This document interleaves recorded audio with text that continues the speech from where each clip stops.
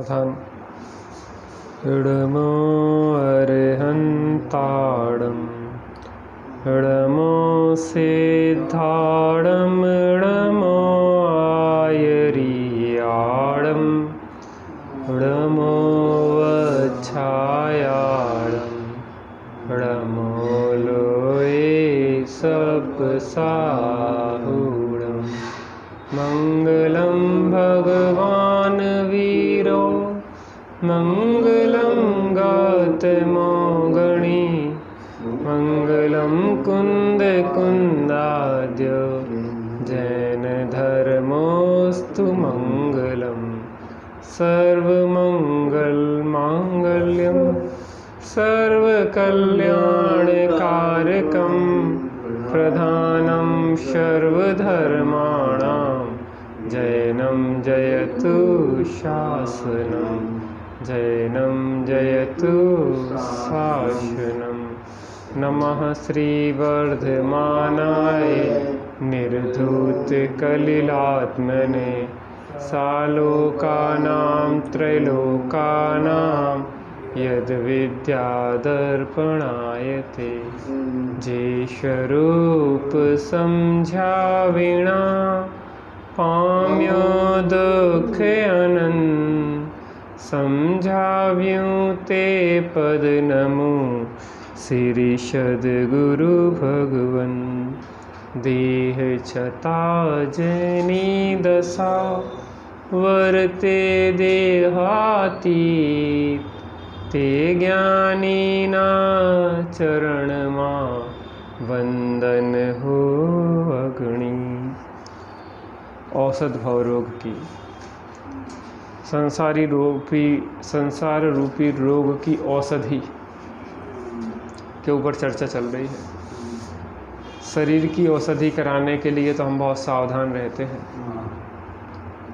लेकिन हमें एक भवरोग है, अनादिकाल से चल रहा है, और हम उस भवरोग के कारण हर क्षण दुखी भी हैं, लेकिन उस भवरोग की औषधि हमने आज तक सेवन नहीं की। अगर भवरोग की औषधि सेवन की होती तो हमारा भवरोग मिट जाता। हम कहते तो हैं कि हमें सुखी होना है, लेकिन वास्तव में हम सुखी होना नहीं चाहते। क्या नहीं चाहते?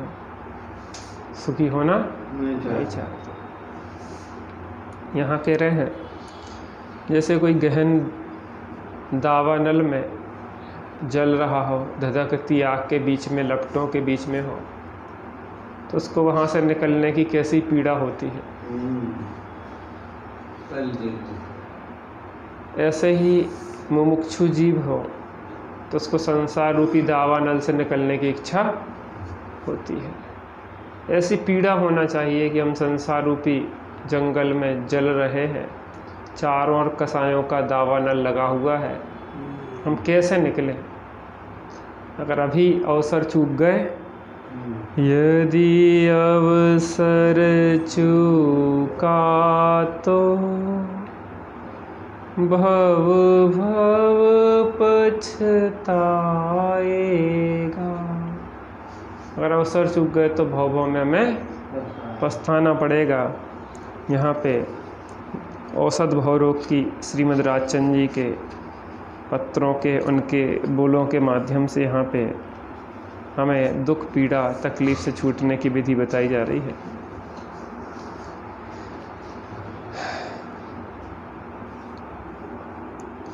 अनादिकाल से चार गति रूप संसार में घूमते फिरते, भटकते, टकराते जीवों को कभी भी क्षण मात्र भी सुख प्राप्त नहीं हुआ। हुआ कि नहीं हुआ? नहीं। कितने एक क्षण को प्राप्त हुआ कभी? नहीं। जो कुछ क्षणिक सुख लगा था वह सुखाभास ही था। जिसको हमने सुख मान लिया था वो सुख नहीं था, वो सुख का भ्रम था। क्योंकि उस तथाकथित सुख के बाद क्या दुख फिर से उभर कर नहीं आया? अर्थात जिसको हमने सुख माना था, उस सुख के बाद हम पुनः दुखी नहीं हो गए। अर्थात हो गए। सामान्य रूप से अनुकूलता के समय वह दुख ख्याल में नहीं आता। जब हमें अनुकूलताएं हो तो हमें वो दुख ख्याल में नहीं आता। परंतु देह में जब रोग की उत्पत्ति होती है, वृद्धावस्था आती है और इंद्रियां शिथिल होने लगती है, क्या होने लगता है? शिथिल होने लगती है। मृत्यु की घड़ी नज़दीक दिखाई देती है, तब देह में अत्यंत प्रीति होने के कारण दुख का कष्टजनक अनुभव होने लगता है। लेकिन जब वृद्धावस्था आती है, प्रतिकूलताएं होती हैं, पाप का तीव्र उदय होता है, तो क्या होता है? इंद्रियां शिथिल हो जाती है, तो हमें उस दुख का कष्टजनक अनुभव होने लगता है। अनुकूलताएं हो तो समझ में नहीं आता दुख, नहीं आता। और जब प्रतिकूलताएं तीव्र आती हैं तो क्या होता है? उस दुख का कष्टजनक अनुभव होता है।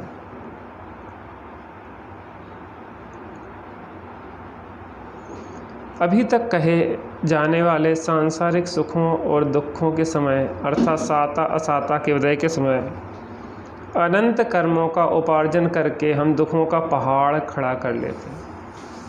जब असाता का उदय होता है तो हम क्या करते हैं? उसमें जुड़ते हैं कर्म के उदय में, और पुनः क्या करते हैं? दुखों का एक पहाड़ खड़ा कर लेते हैं, नरक निकुंज की तैयारी कर लेते हैं। अब इस भ्रमजालमय जगत की उपेक्षा करने का समय आया है। काल्पनिक सुखों या दुखों की उपेक्षा करके मुक्ति के वास्तविक अनंत सुख में जाने की यात्रा का प्रारंभ करने का अपूर्व अवसर आया। सब प्रकार से अवसर प्राप्त है, मनुष्य पर्याय मिली है, उत्तम कुल मिला है, जिन शासन मिला है, इंद्रियां स्वस्थ हैं, सब प्रकार की अनुकूलता हैं, तो अभी क्या है? आत्मकल्याण करने का उत्तम अवसर मिला है। आज कुछ समझ में आने योग्य क्षमता प्रकट हुई है। सैनी पंचेंद्री हम हैं, तो हमें क्या है? कुछ समझ में आए ऐसी क्षमता भी प्रकट हो गई। तो फिर बार बार आने वाले इन दुखों के आवागमन और भुगतान को रोककर कुछ ऐसा अपूर्व कार्य कर लें जिससे दुखों का आत्यंतिक नाश हो और अनंत काल तक मात्र सुख का ही अनुभव हो। ऐसा अंत हो दुखों का कि फिर कभी दुख ना हो, सुख ही सुख अनंत काल तक रहे। मुमुक्षु जनों को दुख मिटाने का रामबाण इलाज बताते हुए श्रीमद् राजचंद्र जी कहते हैं, जी स्वरूप समझे बिना पाए दुख अनंत, समझाया वह पद नमो श्री सद्गुरु भगवन, श्री सद्गुरु भगवन। रामबाण औषधि जानते आप? रामबाण, रामबाण माने राम जी जो बाण छोड़ते थे वह चूकता नहीं था। राम जी का जो बाण होता था वह अचूक होता था। ऐसे ही रामबाण औषधि का मतलब होता है कि अचूक औषधि, अर्थात उससे लाभ मिलने की गारंटी। तो श्रीमद् जी कह रहे हैं कि हम जो बात बता रहे हैं तुम्हें सुखी होने की, वह अचूक दवाई है, क्योंकि आज तक कोई काम किया है वो चूकी नहीं है। अर्थात जितने लोगों ने इस भव रोग की औषधि का सेवन किया है उसको क्या हुआ है? आराम हुआ, अर्थात भव रोग का शमन हो गया। तो यहाँ कह रहे हैं कि जिस स्वरूप को समझे बिना आज तक हमने अनंत दुख पाए हैं, वह दुखों से मुक्ति का उपाय हमें सद्गुरु बता रहे हैं, भगवंत बता रहे हैं, और उसका सेवन करके हम अपने भव रोग का अभाव कर सकते हैं। यहाँ तक की चर्चा अपन ने कल कर ली थी, अब आगे देखते हैं। बहुत ही मार्मिक चर्चा है, विचारणीय है, जीवन में लाने लायक है। विशेषकर जब प्रतिकूलताएं ज़्यादा हो, असाता का तीव्र उदय हो, तो यह भव रोग की औषधि कि जिसकी चर्चा अपन यहाँ कर रहे हैं ये बहुत सार्थक सिद्ध होगी। मुमुक्षुजन इसको अवश्य सुने, समझें और अपने जीवन में इसका सेवन करें। यथार्थ देखें तो शरीर ही वेदना की मूर्ति है। शरीर क्या है? वेदना की साक्षात मूर्ति है। कहते हैं कि एक एक रोम में कितने रोगों की क्षमता है? 96 रोगों को उत्पन्न करने की क्षमता है। कब कौन सा रोग उत्पन्न हो जाए कहा जा सकता नहीं है। आज रास्ता में आ रहे थे तो एक कबूतर घायल था, एकदम से रोड पे गिरा। फिर पकड़ने के लिए उसको सोचा कि लाएंगे, तो वो फिर एक पट्टी के नीचे घुस गया सीढ़ी के, फिर निकला नहीं। काफ़ी प्रयास किया। कैसी तकलीफ़ें हैं संसार में, हमें समझ में आना चाहिए। समय समय पर जीव के द्वारा वेदना का ही अनुभव किया जाता है, अर्थात बार बार समय समय में इस पंचम काल में हम हैं, पाप का उदय ज़्यादा है जीवों का, तो हम क्या करते हैं, बार बार उस वेदना तकलीफ का ही अनुभव करते रहते हैं। क्वचित साता और प्रायः असाता का ही वेदन करता है। थोड़ा साता का है और अधिकतम क्या करता है जीव? असाता का ही वेदन चलता रहता है इस जीव के। देखो आजकल का माहौल इतना गंदा हो गया है कि लोग एक दूसरे को जहर दिए जा रहे हैं। तरबूज है, तरबूज में इंजेक्शन लगा के उसको रंगा जा रहा है, लाल किया जा रहा है, मीठा किया जा रहा है, जहर डाल रहे हैं। खरबूजे हैं, आम हैं, आप जो चीज़ देखो चारों ओर लौकियाँ इंजेक्शन लगा के बड़ी की जा रही है। माने व्यक्ति एक दूसरे को मारना चाह रहा है। आपने वो कहानी सुनी होगी, वे 4 डाकू थे, डकैती डाल के आए तो उन्होंने क्या किया, 2 जन से कहा कि तुम भोजन ले आओ, 2 जन वहाँ भी रक्षा करने लगे। अब वहाँ पे उन्हें विचार आया कि हम उन्हें मार डालें, उन्हें विचार आया कि हम उन्हें मार डालें, तो भोजन लाए तो भोजन में उन्हें जहर मिला दिया। जब वो भोजन लेके आए तो इनने उन्हें मार दिया। फिर इनने भोजन किया तो जे मर गए, चारों मर गए, संपत्ति रखी रही।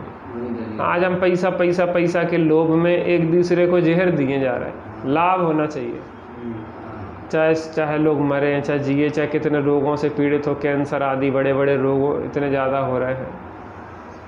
चारों तरफ जहर मिल रहा है हर चीज़ में, इतनी ज़्यादा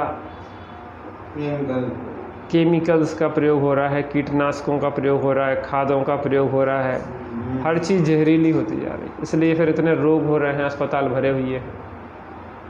हमें खुद सुधार करना पड़ेगा अपने जीवन में कि हम दूसरे को जहर ना दें। दूसरा क्या कर रहा है, भावों का असर होता है, फिर पुनः हम अपने लिए एक अच्छा स्वर्णिम स्थान बना सकते हैं।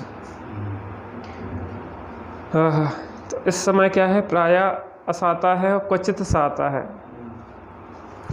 मानसिक असाता की मुख्यता होने पर भी वह सूक्ष्म सम्यक दृष्टिवान को ही मालूम होती है। देखो मुख्यता से जीव को मानसिक असाता है, सोच विचार में बिना बात का सोचता रहता है व्यक्ति, बिना बात की टेंशन लेने की जीव को आदत है। तो क्वचित साता है और प्रायः असाता है, और मानसिक असाता की मुख्यता है। शारीरिक हो रोग होए ना हो, लेकिन मन में विचार कर कर के जीव क्या करता रहता है, दुखी होता रहता है, कर्म मानता रहता है।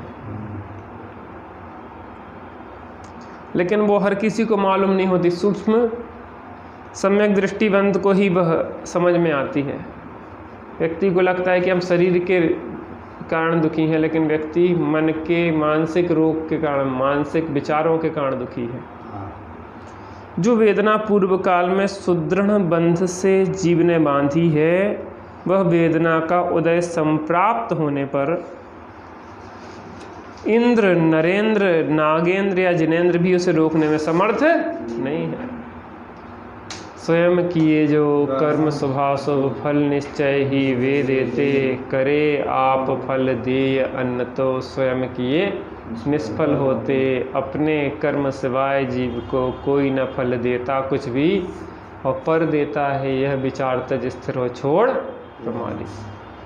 जीव को जो कर्म भोगना पड़ते हैं वो किसके बांधे भोगना पड़ते हैं, स्वयं। देखो जीव जब कर्म बांध रहा है तब तो वो उसके हाथ में है कि वो परिणाम बदल के कर्म ना बांधे, लेकिन जब बांध दिया और उसका उदय आ रहा है वो उसके बस में नहीं है। हमने बोल फेंकी दीवार मारने को, तब तो हम स्वतंत्र हैं, मारे ना मारे, जितनी ज़ोर से मारे, कहाँ मारे। लेकिन जब मार दी दीवार पे तो रिटर्न आएगी तो क्या होगा, वो हमारे बस में नहीं है। तो कर्म बांधते समय तो हमारा बस है कि हम कैसे बांधे, पुण्य बांधे, पाप बांधे, अच्छे बांधे, बुरे बांधे। लेकिन जब उदय में आता है तो वो हमारे हाथ में उसको रोकना नहीं है। और हमारे हाथ में नहीं है। इंद्र, नगेंद्र, जिनेंद्र, हेमेंद्र कोई भी उसको रोकने में समर्थ नहीं है। उसके उदय का जीव को वेदन करना ही पड़ता है। वेदन करना पड़ता है का मतलब वो जो उदय में आया है तो उसको रोका जा सकता नहीं है। अब बस ये है कि अगर उसको समता भाव से भोग ले तो नवीन कर्मों का उपार्जन नहीं करे। अज्ञान दृष्टि जीव खेद से वेदन करे तो भी वह वेदना कुछ कम नहीं हो जाती। कितना भी है कि मरे मरे मरे बोल रहे हो, उसकी जगह राम राम क्यों नहीं बोलते? बोलना तो कुछ ना कुछ है ही। हाय मरे, हाय मरे, हाय मरे, तो क्या बोल दो? राम राम। वो तो ना वाल्मीकि क्या बोलता रहता था? राम। वो मारा मारा मारा। तुमने क्या कहा? क्या बोलो तुम? राम बोलो, राम बोलो, राम बोलो, राम बोलो। मारा मरा मरा, हाँ, मरा मरा बोलता रहता था, वो मरा वो मरा वो मरा। उसका उल्टा कर दो, क्या कर दो? राम कर दो, राम कर दो। ऐसे ही दशाता का उदय आया तो हाय मरे की जगह राम राम बोलो, अरिहंत सिद्ध बोलो। अज्ञान दृष्टि जीव खेद से वेदन करे तो भी वह वेदना कुछ कम नहीं होती, यह चली नहीं जाती। सत्य दृष्टिवान जीव शांत भाव से वेदन करे तो उससे वह बढ़ नहीं जाती। आकुलता करने से घट नहीं जाती और शांति से वेदन करने से वह बढ़ नहीं जाती। यद्यपि होता उल्टा है। आकुलता करने से पूर्व की शरीर की वेदना तो है ही, मानसिक वेदना और शुरू हो जाए और उसमें तकलीफ जितनी है वो तो है ही। लेकिन उस तकलीफ को व्यक्ति बढ़ा भी सकता और घटा भी सकता। घटा माने छोटी तक कम तकलीफ हो उसको ज़्यादा विचार कर ले, अरे भैया हम क्या बताएं, हमें तो घर के सब काम करना पड़ते हैं, हमें तो बर्तन भी मारना पड़ते हैं, हमें रोटी भी बनाना पड़ती है, हमें किनकी भी सेवा करना पड़ती है, उनकी भी करना पड़ती। दुखी होता रहे, अरे हमें बहुत रोग है, हमारी कमर दर्द है, हमें ये दर्द है, हमें ये था, हम रोते रहे। और फिर दूसरा विचार कर सकते हैं अपन को क्या है, अपने घर को काम तो अपन कर ही सकते हैं। घर को काम करने में कोई नीचे थोड़ी ना हो जाता। दो बहुएँ हैं और एक कह रही हम नरक में हैं साक्षात और एक कह रही हम साक्षात स्वर्ग में हैं। एक कह रही सब लोग हमें हमसे काम करवा, दूसरी कह रही हमें हमको चाहा सब लोग हमें को बताते काम की भैया ये कर ले, इतना प्रेम रखते। तो उसी बात को देखने का दृष्टिकोण है कि अब सब लोग का प्रेम समझ लो या सब लोग का तुम्हें आर्डर समझ लो। ऑर्डर समझोगे, बुरे विचार करोगे तो दुखी होगे, और अगर उसको अच्छे रूप में ले लोगे तो उसी को सौभाग्य समझोगे। तो घर के काम करने से कोई नौकर तो होता नहीं। भारत जी एक बात सुनाते ना कि दाढ़ी बनवाने गए नाऊ के यहाँ, वो दाढ़ी नहीं बाल कटवाने गए तो नाऊ ने क्या कहा, आजकल घर घर में क्या हो गए, नाई हो गए। तो ने कि क्यों भैया, कल लोग दाढ़ी घर से बनाए आते हैं और यहाँ पे कटिंग करवाते हैं। तो ने कि सब घर घर में भंगी हो गए। भंगी क्यों, कहने अपने घर में साफ सफाई कर दे घर की कि नहीं करके, नहाते धोते हैं, मलमूत्र धोते हो तो भंगी नहीं होगा। कहने दूसरे के धोने से खिलाते भंगी, अपने धोने से भंगी थोड़ी ना है। कहने अपने बाल बनावे से नाव थोड़ी ना हो जाता। अब घर के काम करवे से कोई बर्तन वाली थोड़ी ना कहलाती कि कपड़ा वाली कहलाती है। मालकिन तो मालकिन है। अब तुम उसको बर्तन वाली समझ लो या कपड़ा वाली समझ लो या मालकिन समझ लो, वो किसके ऊपर है, सोच के ऊपर है। विपरीत विचार कर लो या सम्यक विचार कर लो। अब रोग तो है ही, पाप का उदय तो है ही, और उसमें दुखी हो के नए कर्म मान लो या पूर्व कर्म को खिरा के, पूर्व के कर्म को खिरा के अपने नए कर्मों का उपार्जन नहीं करो, शांत रहो। बड़े पंडित साहब ने एक स्तुति लिखी ना, व्याकुल होना तो दुख से बचने का कोई उपाय नहीं। होगा भारी पाप बंद ही होवे भव्य अपाय नहीं। ज्ञानाभ्यास करो मन माही दुर्विकल्प दुख रूप तजो। व्यग्र न हो क्षुब्ध न हो चिदानंद रस सहज पी। व्याकुल होना तो दुख से बचने का कोई उपाय नहीं है। होगा भारी पाप बंद ही होवे भव अपाय नहीं। कोई अपाय नहीं। समता भाव रखो। क्या कह रहे हैं? अज्ञान दृष्टि जीव खेद से वेदन करे तो भी वह वेदना कुछ कम नहीं हो जाती या चली नहीं जाती। सत्य दृष्टिवान जीव शांत भाव से वेदन करे तो उससे वह वेदना बढ़ नहीं जाती, परंतु नवीन कर्म का बंध का हेतु नहीं होती, बल्कि पूर्व की बलवान निर्जरा होती है। आत्मार्थी को यही कर्तव्य। श्रीमद जी कह रहे हैं पत्रांक क्रमांक 927 में। क्या कह रहे हैं कि या तो तुम पूर्व कर्म का उदय आया है, असाता का उदय आया है, तो आर्त रौद्र परिणाम करके नवीन कर्म का उपार्जन कर लो, भविष्य के लिए नए कर्म बांध के दुख के बीज बोलो। या फिर समता भाव रख के क्या करो, उनको सहन कर लो और पूर्वकृत कर्मों को खिरा दो, जिससे नवीन कर्मों का उपार्जन नहीं हो, भविष्य में हमें दुख नहीं भोगना पड़े, नवीन बंध का हेतु नहीं बने। बल्कि बलवान निर्जरा, बलवान निर्जरा माने सकाम निर्जरा, अविपाक निर्जरा, जिसमें मोक्ष मार्ग के जो काम की हो, एक बार कर्म खिर जाए फिर नवीन बंध न हो, ऐसी निर्जरा हो जाए। करना कि नहीं करना? कब करना? हर क्षण जो भी कर्म का उदय आ रहा है उसमें भेद विज्ञान करते हुए समता भाव रखना। कर्म को में भेद विज्ञान रखना। साता का उदय आए तो सहज, असाता का उदय आए तो सहज। सुख आते हैं दुख आते हैं, इन आते जाते सुख दुख में हम मस्त रहते हैं, हम मस्त रहते हैं, हम मस्त रहते हैं, हम मस्त रहते हैं। कभी मान मिला जी भर भर के, अपमान मिला जी भर भर के, इन मान अपमान के खेल में हम मस्त रहते हैं, हम मस्त रहते हैं, हम अमृत पीते रहते हैं और मस्त रहते हैं। हम चाचा तबीयत खराब हो गई थी आपकी, ऑपरेशन हुआ था, कैसे भाव रखे थे? धर्म ध्यान में चित्त को लगाया था आपने, समता भाव रखा, कर्म का उदय टल गया। तो यहाँ क्या कह रहे हैं? परंतु नवीन बंध का हेतु नहीं होती, बल्कि पूर्व की बलवान निर्जरा होती है। पूर्व की बलवान निर्जरा माने पूर्व का जो उदय था तीव्र, वो पूर्व तीव्र उदय टल जाता है और नवीन कर्म बंद नहीं होता है। आत्मार्थी का यही कर्तव्य है। क्या कर्तव्य है आत्मार्थी का? कि हर स्थिति में समता भाव। भारले जी ने लिखा ना कि समाधि माने क्या?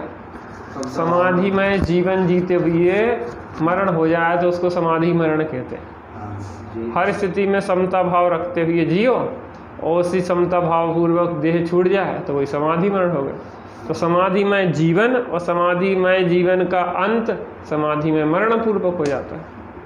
व्यवहारिक प्रक्रिया अपनी जगह है, लेकिन हर स्थिति में रखना तो समता ही भाव है। समता भाव तो रखना ही मैं शरीर नहीं परंतु उससे भिन्न ज्ञायक आत्मा हूँ। कौन हूँ मैं? ज्ञायक आत्मा हूँ। मैं शरीर नहीं, मैं शरीर हूँ कि ज्ञायक आत्मा? ज्ञायक आत्मा। मैं ज्ञानानंद स्वभावी हूँ, मैं ज्ञानानंद स्वभावी, मैं हूँ अपने में स्वयं पूर्ण, पर की मुझ में कुछ गंध नहीं। मैं अरस अरूपी अस परसी, पर से कुछ भी संबंध नहीं। मैं रंग राव से भिन्न भेद से भी में भिन्न निराला। मैं हूँ अखंड चैतन्य पिंड ने रस में रमने वाला हूँ। मैं ही मेरा करता धरता, मुझ में पर का कुछ काम नहीं। मैं मुझ में रहने वाला हूँ, पर में मेरा विश्राम नहीं। मैं बुद्ध अविरुद्ध एक पर परिणति से अप्रभावी हूँ, आत्मानुभूति से प्राप्त तत्व में ज्ञाना। मैं शरीर नहीं परंतु उससे भिन्न ज्ञायक आत्मा हूँ और नित्य शाश्वत हूँ। नित्य माने सदा काल रहने वाला, अनादि काल से था और अनंत काल तक रहेगा। कौन हूँ मैं? आत्मा। आत्मा। हाँ, शाश्वत। यह वेदना मात्र पूर्व कर्म की है, परंतु मेरे स्वरूप का नाश करने में समर्थ नहीं। पूर्व कर्म की वेदना है, मेरे स्वरूप का नाश नहीं करेगी। इस वेदना से मेरा नाश नहीं होगा। मैं तो एक ज्ञान का वेदन करता हूँ। मैं इस वेदना को भी जान रहा हूँ। क्या कर रहा हूँ? जैसे दूसरे के शरीर को जान रहा हूँ, वैसे शरीर की वेदना को भी मैं जान रहा कि नहीं जान रहे? शरीर अलग है, आत्मा अलग है। शरीर पुद्गल का है, हम चेतन है। तो जैसे चेतन अन्य पर द्रव्यों को जान रहा है, वैसे इस शरीर रूपी अचेतन शरीर को जान रहा कि नहीं जान रहा? अपने से भिन्न जान रहा कि नहीं जान रहा? ज्ञान। दुख काय का है? अपनेपन का। यह वेदना मात्र पूर्व कर्म की है, परंतु मेरे स्वरूप का नाश करने में समर्थ नहीं है। अग्नि में भी अगर जला दो शरीर को, लेकिन आत्मा को जलाने में समर्थ नहीं है। अगर शस्त्र से भी काट दो तो आत्मा को काटने में समर्थ नहीं है। जल में गला दो तो आत्मा को गलाने में समर्थ। जले नहीं अग्नि से, गले नहीं पानी से, यह आत्मा हमारा। कैसा है आत्मा? ना अग्नि से जलता है, ना पानी में गलता है, न शस्त्र से कटता है, न छिदता है, न भिदता है। छेदाए भेदाए अथवा कोई ले जाए, परिग्रह मेरा नहीं है। इसलिए मुझे खेद कर्तव्य ही नहीं। इस तरह आत्मार्थी का अनुप्रेक्षण होता है। मुझे खेद का है, मेरा कुछ जाता नहीं है। जो मेरा है वो कभी जाता नहीं है, और जो जाता है वह मेरा नहीं होता। जो जलता है, गलता है, कटता है, वो मेरा बहुत काम की चीज़ है। श्रीमद जी के जीवन भर की साधना का निचोड़ है, रहस्य संकलन किया उनके पत्रों का। श्रीमद राजचंद्र जी उत्कृष्ट साधक। एक बार उनके सिर में चोट लग गई, कहीं जा रहे थे सिर में चौखट में टकरा गया, कहीं टकरा गया, खून निकलने लगा। तो किसी साथ में भाई थे, कोई साधर्मी थे, तो उन्होंने कहा श्रीमद जी आपके सिर में चोट लग गई है, खून निकल रहा है। तो श्रीमद जी ने क्या कहा कि मुझे याद करना पड़ता है कि शरीर भी मेरे साथ है। क्या याद करना पड़ता है? शरीर मेरे साथ है। कि अपने को आत्मा हूँ, मैं आत्मा हूँ, ऐसी इतनी ऊर्ध्वता होती थी कि उन्हें ये याद करना पड़ता कि शरीर भी हमारे साथ है। शादी होती ना, शादी में क्या करते हैं, गठबंधन मान देते हैं। मंदिर वगैरह दर्शन करने जाते हैं तो क्या होते हैं, गठबंधन मान देते हैं। गठबंधन में क्या होता है, जो दूल्हा होता है उसके दुपट्टे से क्या करते हैं, दुल्हन की साड़ी या दुपट्टा बांध देते हैं। तो दूल्हे को आदत होती है अकेले जलने की, तो जल्दी जल्दी दौड़ लगाने लगता है। तो लोग क्या कहते हैं, थोड़ा धीरे चलो भैया, साथ में कोई पीछे भी है तुम्हारे। धीरे धीरे चलो मेरे साजनर, मैं भी हूँ तुम्हारे साथ में। तो श्रीमद जी को याद नहीं रहता था, जैसे उस नए दूल्हे को याद नहीं रहता कि दुल्हन मेरे साथ है, ऐसे श्रीमद जी को याद नहीं रहता था कि शरीर मेरे। तो कहते थे कि मुझे याद करना पड़ता कि शरीर ही मेरे साथ है। उनका शरीर बहुत कमज़ोर हो गया श्रीमद जी का। तो किसी ने कहा कि राजचंद जी साहब आपका शरीर बहुत कमज़ोर हो गया है, आप ध्यान नहीं देते। कहने लगे मेरे 2 बगीचे हैं। कितने बगीचे हैं? अंदर के द्वार का। कितने बगीचे हैं? 2 बगीचे हैं। कहने लगे एक अंदर का बगीचा है, एक बाहर का बगीचा है। पहले मुझे अंदर के बगीचे की खबर नहीं थी, तो मेरा पूरा उपयोग का पानी काय में जाता था, बाहर शरीर के बगीचे में लगा रहता था पूरा उपयोग मेरा। शरीर के लिए 2 डॉक्टरों को दिखाओ, एक को दिन में दिखाओ, एक को रात में दिखाओ, एक से आयुर्वेदिक दवाई लो, एक से एलोपैथिक दवाई लो। हाँ होता कि नहीं होता? शरीर के लिए डॉक्टर लगाए, और जब आत्मा की खबर होती है, आत्मा के डॉक्टर ढूंढते हैं अपन। भाव रोग की औषधि इसलिए तो पढ़ रहे हैं अपन कि अपन को क्या करना है, आत्मा की चिकित्सा करना। किसकी चिकित्सा करना? औषधि भाव रोग की। श्रीमद जी क्या कह रहे थे कि मुझे मेरा उपयोग का पानी काय में जा रहा था पहले अज्ञान अवस्था में, शरीर के बगीचे में। अब जब मुझे ज्ञान प्राप्त हुआ तो मेरा उपयोग का जल काय में लग रहा है, आत्मा के बगीचे में। तो मुझे क्या है, बाहर के शरीर के बगीचे का ख्याल ही नहीं है, क्योंकि मैंने तो आत्मा के बगीचे में अपनापन कर लिया। अब मुझे बाहर के शरीर के बगीचे की कोई चिंता नहीं है, वो क्या हो रहा है, सूख रहा है कि खराब हो रहा है, जो भी हो रहा है वो अपनी योग्यता से, मुझे उससे कोई मतलब नहीं। ऐसे श्रीमद जी के जो बोल हैं, एक एक बोल में उनकी अनुभूति झलकती है, उनका अनुभव झलकता है। अंत जब समय आया तो अपने भाई से कहा, मनसुख माँ का ध्यान रखना, मैं जा रहा हूँ, भाई की सुगति होगी, तू चिंता नहीं करना। क्या कहा? सुगति होगी, चिंता नहीं करना। अभी दौलत राम जी का आज वो है ना, 190 वर्ष हो गए छेड़ाला को लिखे। तो उनका उसमें पढ़ रहे थे कि अंत समय में उन्हें आभास हो गया था कुछ दिन पहले कि हमें जाना है। ज्ञानी होते हैं, सजग लोग होते हैं, उन्हें क्या हो जाता है चाचा? आभास हो जाता है कि अब हम कुछ दिन में जाने वाले हैं, और सावधान हो जाते हैं। जैसे सिंह होता है ना, सिंह जब शत्रुओं की फौज उनके उसके ऊपर आक्रमण करने आती है तो क्या होता है, वो सावधान होकर खड़ा हो जाता है टीले पे और गर्जना करता है। क्या करता है? ओंकार गर्जना करता है। संपूर्ण जंगल कांप उठता है, और जो शत्रु होते हैं वो भाग खड़े होते हैं। ऐसे एक साधक होता है, कर्म का जितना तीव्र उदय आता है तो क्या करते हैं? ओंकार करते हैं। क्या बोलते हैं?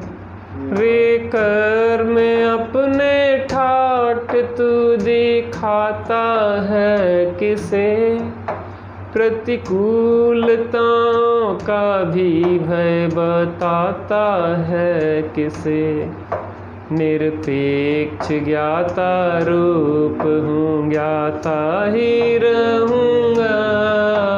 नरभव मिला है मैं अपूर्व कार्य करूँगा। पाया जिन शासन अब भव का अभाव करूँगा। है मेरा निश्चय है सम्यक। कर्म अपने ठाठ किसको दिखा रहा है? और प्रतिकूलताओं का भी भय किसको दिखा रहा है? निरपेक्ष ज्ञाता रूप हूँ, ज्ञाता ही रहूँ। तो ज्ञानी कहता है कि मैं शरीर नहीं हूँ, परंतु उससे भिन्न एक ज्ञायक आत्मा हूँ और नित्य हूँ, शाश्वत हूँ। यह वेदना मात्र पूर्व कर्म की है, परंतु मेरे स्वरूप का नाश करने में समर्थ नहीं। कर्म का जो कर्म बांधे हैं उन्हें तो भोगन, उन्हें तो क्या है, उदय में आएंगे, लेकिन उसमें दो स्थिति है। उसमें क्या करो? राग द्वेष करके नवीन कर्म मान लो, या फिर समता भाव रख के उन कर्मों की निर्जरा हो जाए और नवीन कर्म बंद नहीं हो।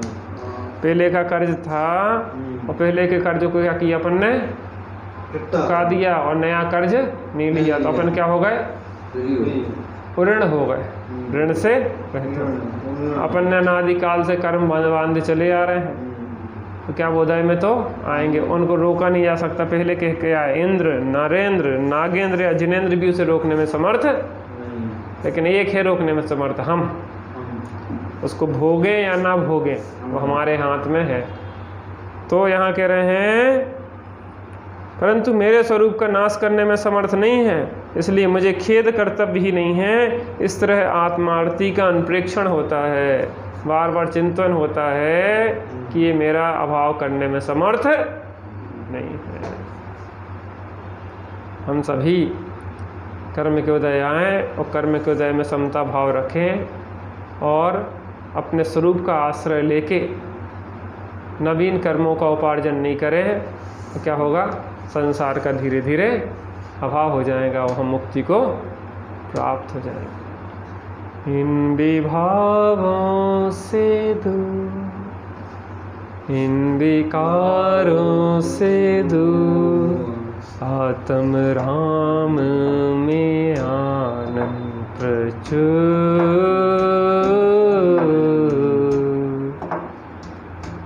राग देश से दूर, पुण्य पापों से दूर, आत्म राम में आनंद प्रचुर। क्या है?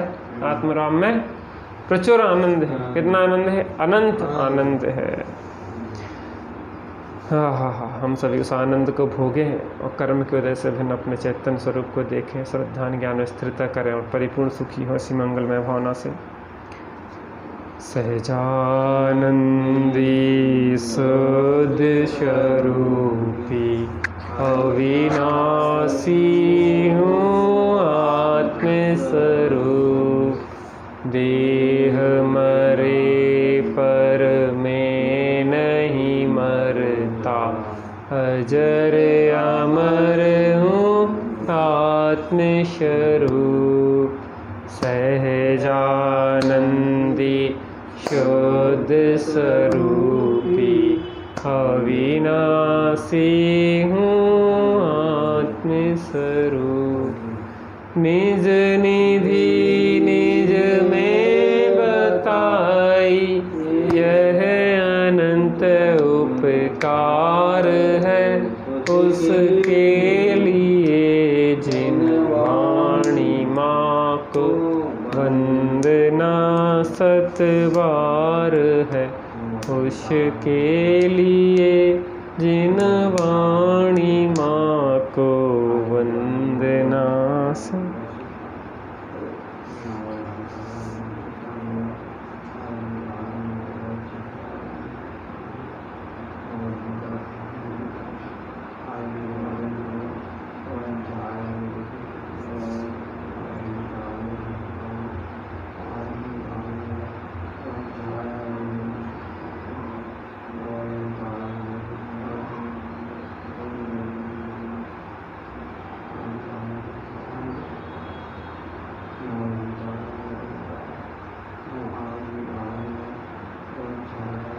द्वादश अंगिन वाणी माता की जय, महाजैन धर्म की जय, पंच परमेष्ठी भगवान की जय हो, जय हो, जय।